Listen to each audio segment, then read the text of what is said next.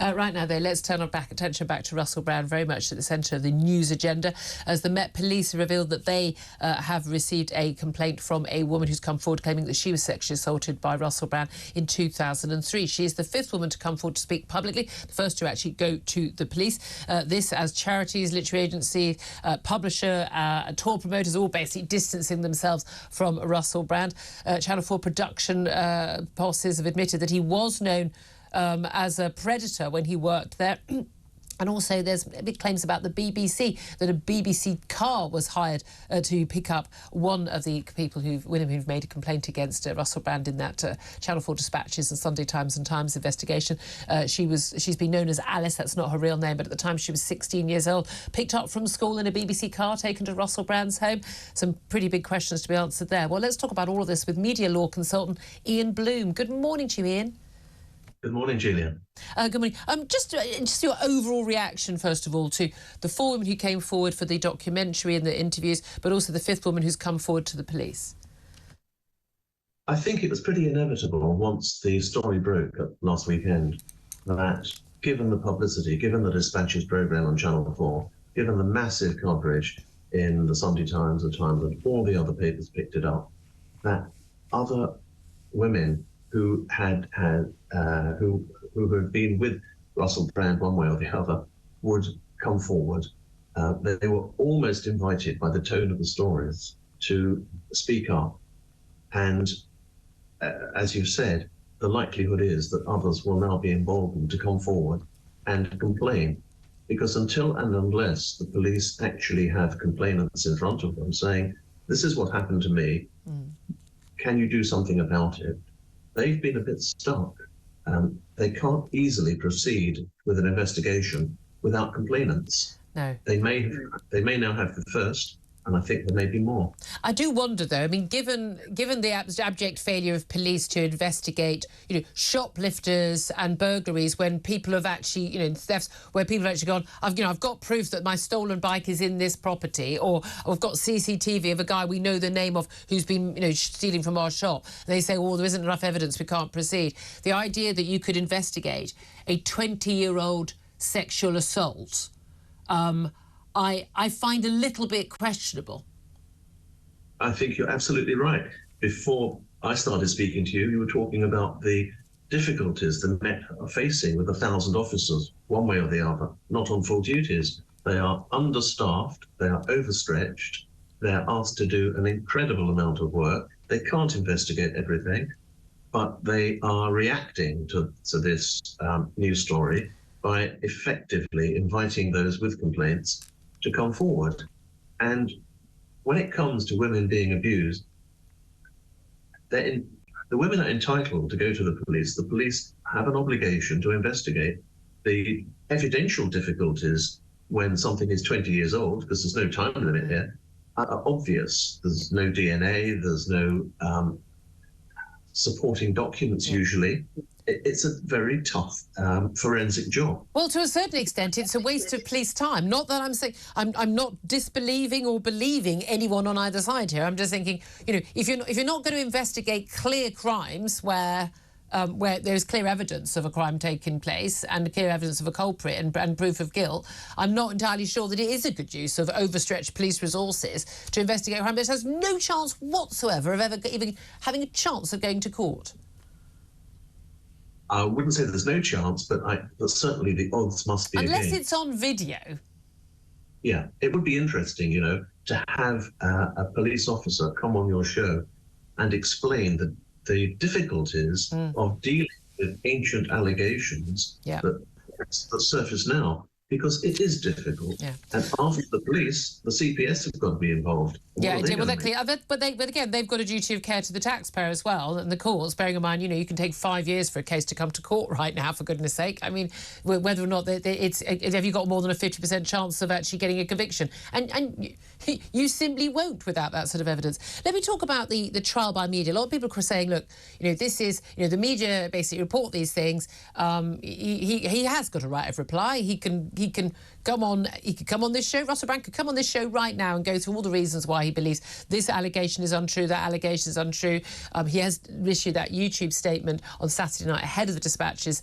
Obviously, he'd been told about the allegations, but said, they are. He said he refuted. He didn't. He denied the allegations. Said they were untrue. But we haven't had a detailed defence from him as yet. He's not required to do that, but he's entitled to do that. Are you uncomfortable at all about this all being played out in public and every single woman who's ever met him saying, oh, he pestered me for a kiss, he pestered me for dates, or I had an uncomfortable experience with him, and this being played out? Or do you think, actually, look, these women are perfectly entitled to come forward and talk about their experiences? Well, I'm not sure that there's an alternative, because as we've just discussed, the legal system is so slow. It will take years, if at all, for cases involving him and women to come to court, to come to trial. So in the absence of an instant judicial system that functions as quickly as the media, what alternative is there?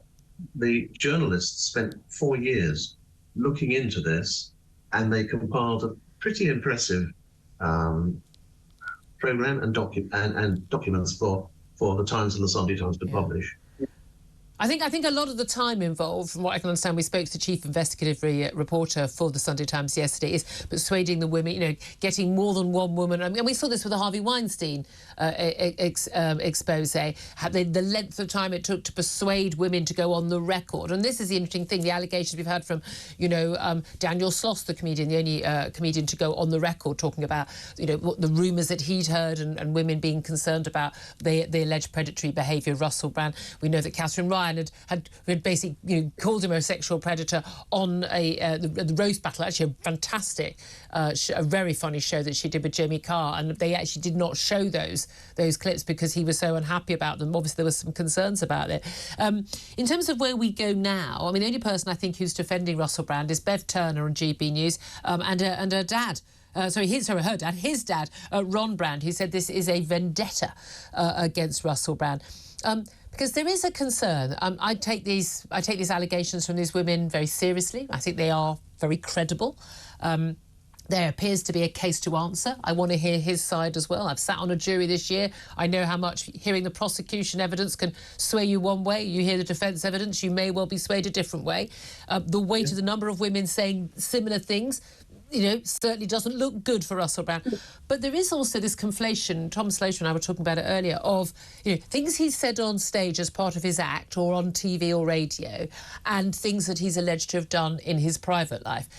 There is a real danger here where, oh, well, you once made a joke about raping women, so therefore that's proof that you would have raped a woman. How do you feel about that sort of thought process that seems to be going on? Well, I'm sure it's fair to distinguish between what he says for effect in his stage performances and what he actually did. There's no difficulty there. It's a bit like saying an actor playing Shakespeare, playing Macbeth, clearly killed people. Yeah. That's silly. So we can distinguish legitimately between what he says for effect and what he did. But when you look at what he wrote in his books, which the Sunday Times did quote in their piece, and you are then entitled to say, well, look, he said this. Yeah. He said, even in his denial, he was very, very promiscuous. Well, but promiscuity is a completely consensual, having 5 one-night stands a night and thousands of different women. Promiscuity is not against the law. And by the way, an awful lot of women are very happy to queue up to have sex with famous, rich, charismatic men. Yeah, I was going on to say that, of course, is not illegal. Might be heroic for some people, but it's not illegal. But when you then look at the evidence of the women, he's got at least 2 outlets. He's got his own YouTube channel, which has got millions of followers. He could very easily go on there and discuss these allegations. And he's got a year now since the publication and since transmission to sue for libel. Yeah, he could afford it. And you look at someone like Kevin Spacey, who was monstered by the press. Yeah. Eventually it went to trial, and hey, the jury found him innocent.